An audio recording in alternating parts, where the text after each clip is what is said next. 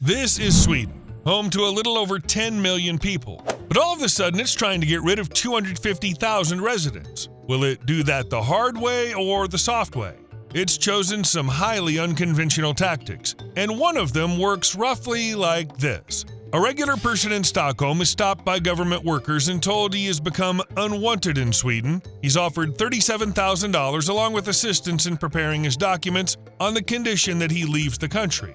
There are currently about 250,000 people like him in Sweden. The government's concluded that these residents are no longer needed. Even if they all accept the offer, the price tag would still be enormous. 37,000 times 250,000 comes out to a lot.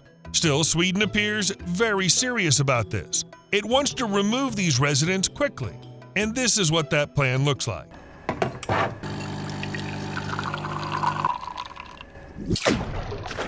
So if the government's willing to pay someone to leave, that means keeping that person in the country costs even more than the payout.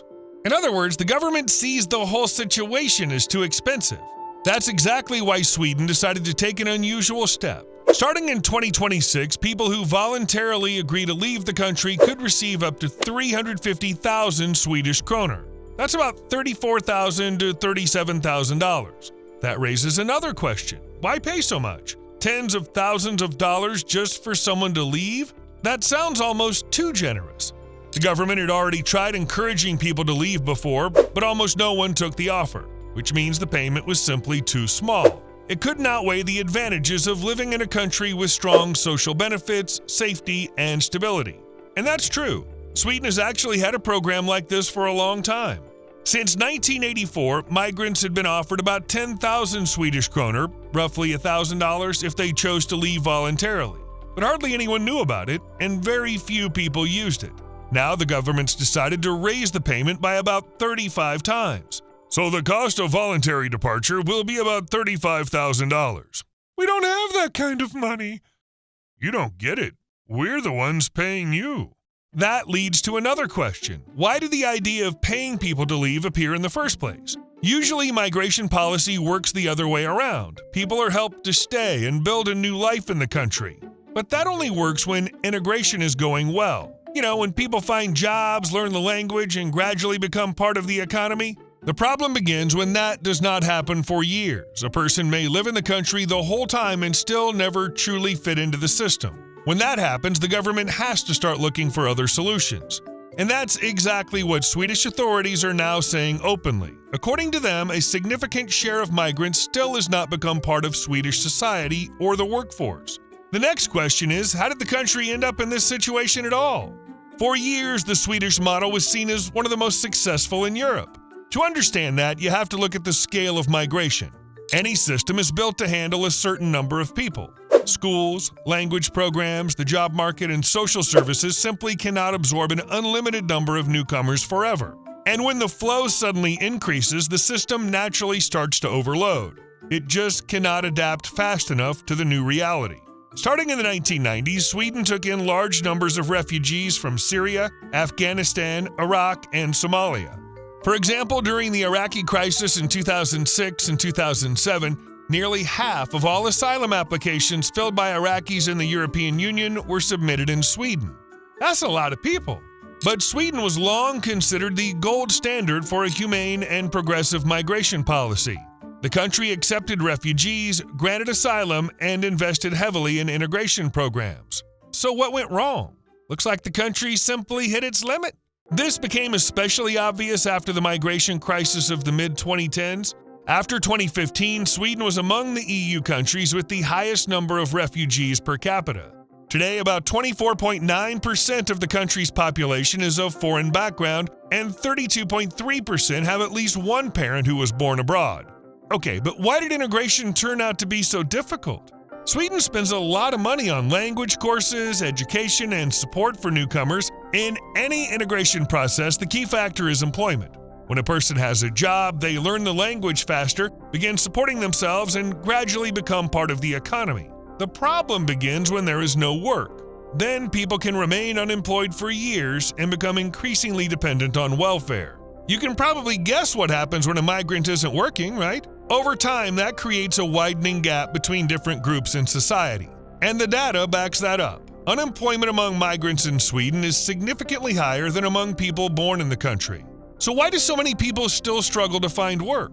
In a developed country, it might seem like there should be enough jobs for everyone. But the problem often lies in what the economy itself demands. The wealthier and more technologically advanced a country becomes, the higher the expectations for workers. In other words, employers want people with education, practical skills, and strong language ability. Professionals. Unfortunately, you're not the right fit for us. We're looking for a candidate who speaks at least 3 languages, has a college degree, and owns a car. But this is a janitor position. Without those qualifications, even getting a basic job can become extremely difficult. As a result, some people spend years looking for work and end up with nothing. That's exactly what many newcomers deal with. The Swedish labor market demands a level of education, language proficiency, and professional qualification that a large share of new migrants simply do not have. So what happens when someone's unemployed not for a few months, but for years? At that point, the problem stops being only economic. When a person goes without work for a long time, they gradually begin to fall out of other parts of life too, losing social ties and isolating themselves further. It becomes a vicious cycle. The longer someone remains unemployed, the harder it is to get back into the labor market. Over time, this starts to affect cities too. In Sweden, there are already neighborhoods where many migrants live and relatively few people work. Since 2015, such places have often been referred to as vulnerable areas, neighborhoods with low living standards and high levels of crime. Roughly 45 to 60% of people living there were born abroad. Eventually, this stopped being just a social issue and turned into a major political issue for the whole country. Because when problems pile up in certain neighborhoods, they become impossible to ignore. If these problems were spread evenly across the country, people would pay less attention to them. But when they're concentrated in specific districts, everyone starts talking about them. Residents, the media, and politicians alike. People love arguing about who's to blame and what should be done about it. That's how migration gradually moved to the center of Sweden's political debate. The media and political discussions have been focusing more and more on the increasing crime rates. Police also reported that in some neighborhoods with large migrant populations, criminal gangs were active. And naturally, people didn't like that. Over time, public sentiment began shaping government policy. When an issue keeps dominating the news and public debate, politicians can no longer ignore it. Our social system is not made to meet the demands from this group. That's normal in democratic countries. When people see something as a major problem, political parties start offering new or tougher solutions. That's exactly what happened in Sweden. Migration became one of the country's central political issues. Who could have seen that coming, right? A new government came to power in 2022 and declared that it was going to change everything. Well, not literally everything, but it did say it would revise the old approach and reduce migration. That brings up another question. Couldn't the government just deport people and quickly reduce the number of migrants? At first glance, that may sound like the easiest solution, but in reality, it's much more complicated. If a person has already been granted legal status, such as temporary protection, a residence permit, or asylum, the state cannot simply throw them out of the country. Congratulations on your residence permit. Happy to welcome you to our country. Hello? What? Yes, of course. Get out of here! Yeah, they can't do that. There are laws, courts, and international rules, so the authorities began looking for another approach. Instead of forced deportation, they started encouraging people to leave voluntarily. Only people with certain types of protected status will qualify for the money. In addition, the program is meant for families whose total annual income does not exceed about 600,000 Swedish kroner. That's roughly $65,000 a year. But that raises another obvious question. If the government is offering money for people to leave voluntarily, why aren't they rushing to accept? At first glance, it sounds like a pretty good deal. A payment of more than $30,000 sounds like a very serious offer. But people usually don't make decisions like that based on a single payout alone. They look at the bigger picture: safety, healthcare, education for their children, and social support. If all of that's better in Sweden than in the country they came from, then even a large payment may not be enough to convince them to leave. That's why many choose to stay. Experience shows the same pattern.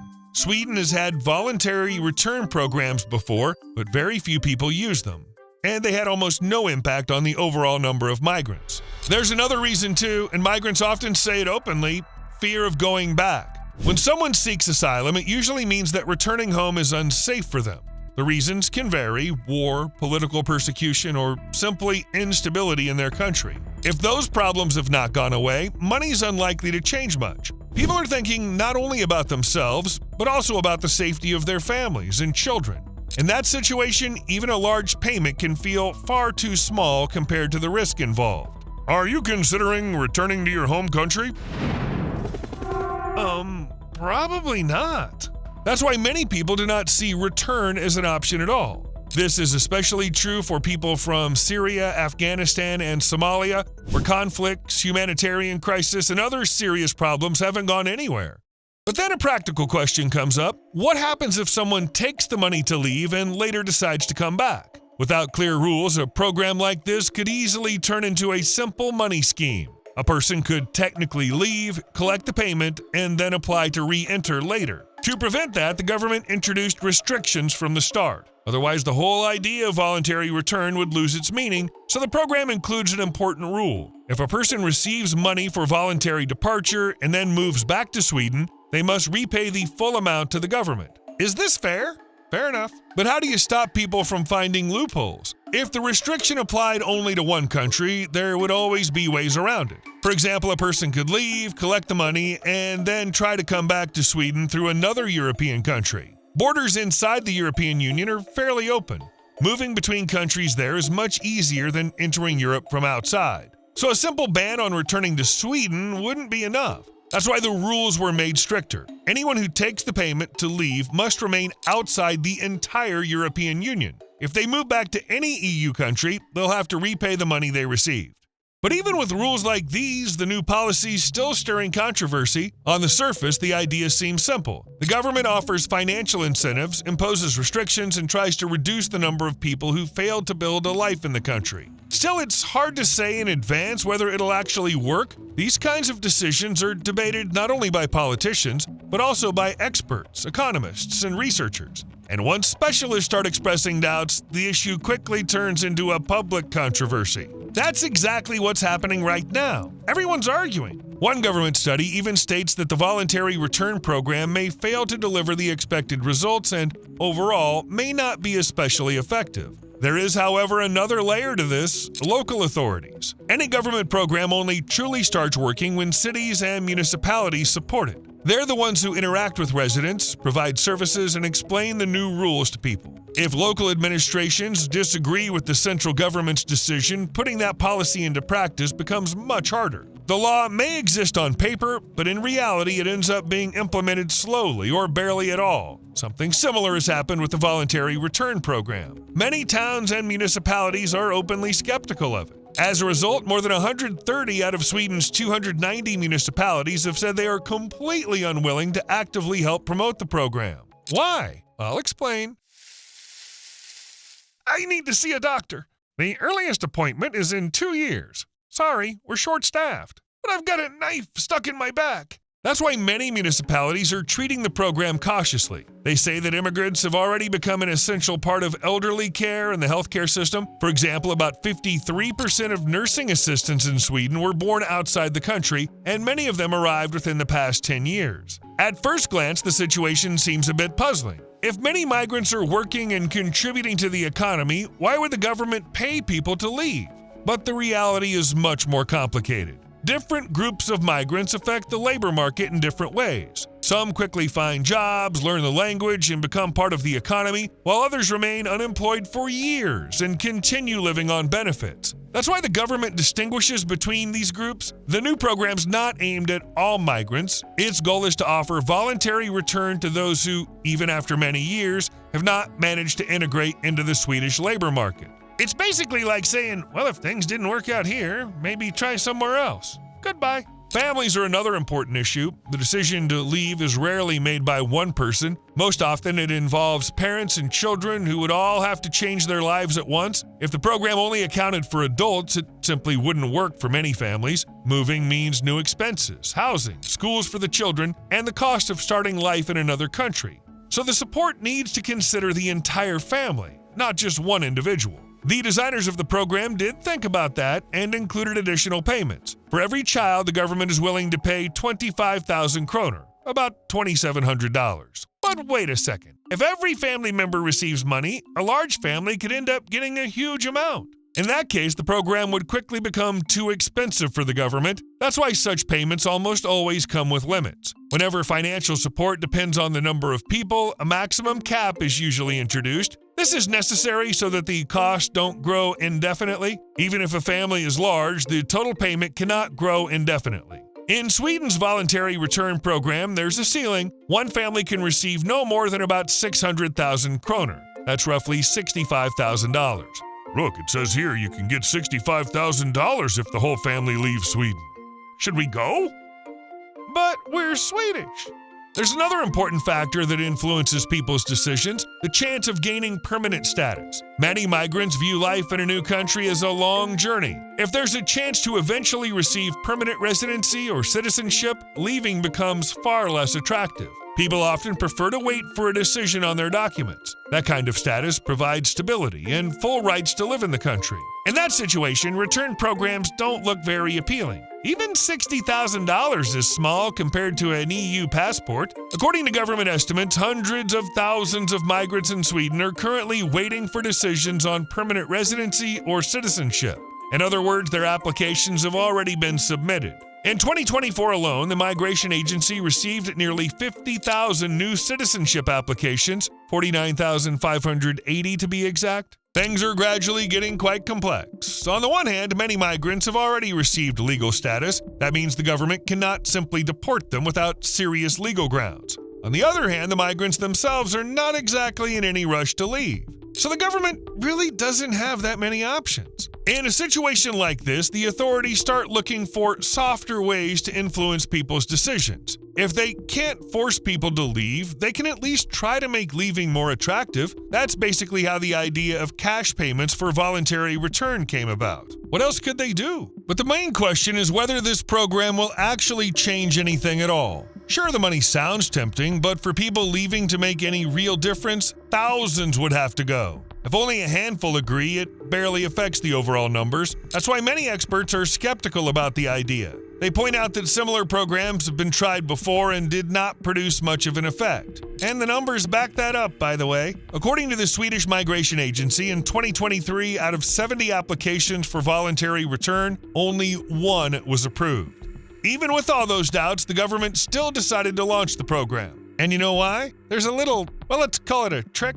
Sometimes decisions like this are not made only for quick results. In politics, measures often serve as signals to the public, too. When an issue becomes important to voters, governments want to show that they've listened, thought it through, and made changes. It's a way of saying, we heard you. So in this case, what matters may not be the actual effect so much as the signal that something is changing for the better. And to understand what exactly has changed, we need to look at Sweden's broader approach to migration. For a long time, Sweden built its policy around one main idea: accept people and help them become part of society. The country offered protection, helped people learn the language, and supported them in finding work.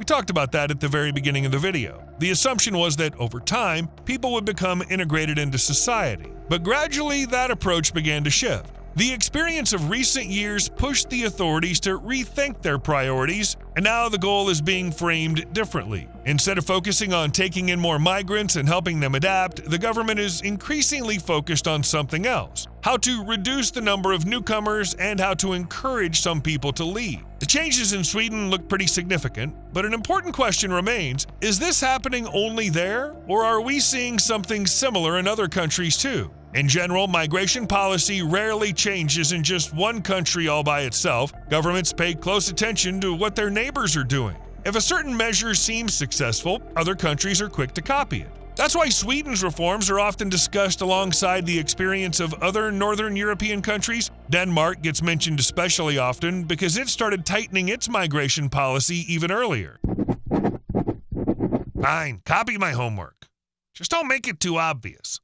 Many analysts believe that some of Sweden's current decisions were influenced specifically by Denmark's experience. The fact that Sweden's looking at Denmark is no accident. The Nordic countries have a lot in common: similar economies, similar welfare systems, and similar migration patterns. Basically, copying here is not even embarrassing. When one country introduces new measures and they seem to produce visible results, neighboring countries start paying very close attention. After all, if something worked under roughly the same conditions, it makes sense to test it yourself. That's how Sweden became interested in Denmark's strategy, with its tougher migration rules and various new approaches. And yes, one of those measures included payments to migrants for voluntarily returning to their home countries. That said, public reaction to these changes has been far from unanimous. When migration becomes one of the biggest topics in the news and in politics, people quickly start splitting into opposing camps. Some believe stricter rules are necessary because they're a way to deal with the problems that have built up over recent years. Others worry that measures like these could undermine the humanitarian principles the country has long been proud of. The debate is intense, and the atmosphere is becoming more and more tense. Add media rhetoric, political campaigns, public demonstrations, protests.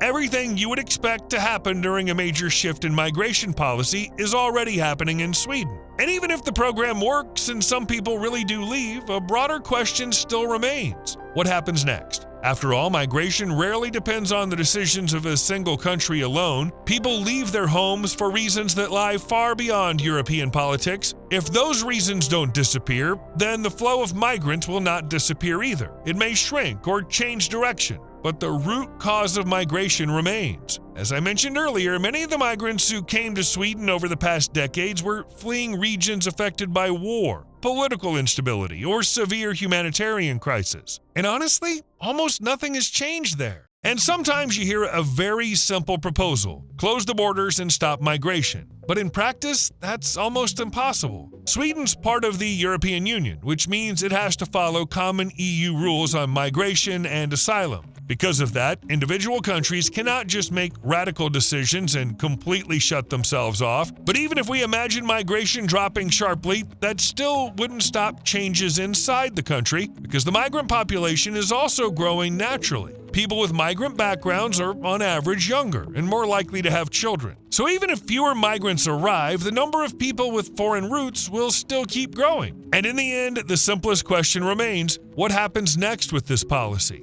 Any government program is ultimately judged by its results. If it works and produces a noticeable effect, it's continued and sometimes expanded. If the effect is weak, the authorities start looking for other solutions. That's especially important in migration policy because these decisions affect the economy, demographics, and politics for many years to come. So these current payments are not being presented as a final solution to the problem. This is more like an experiment. Let's see if this works kind of experiment, only on the government level. Even the authorities say this is just one tool among many. In essence, the voluntary return program is only the first step in a broader policy aimed at reducing migration to Sweden. You owe me a like. See you later.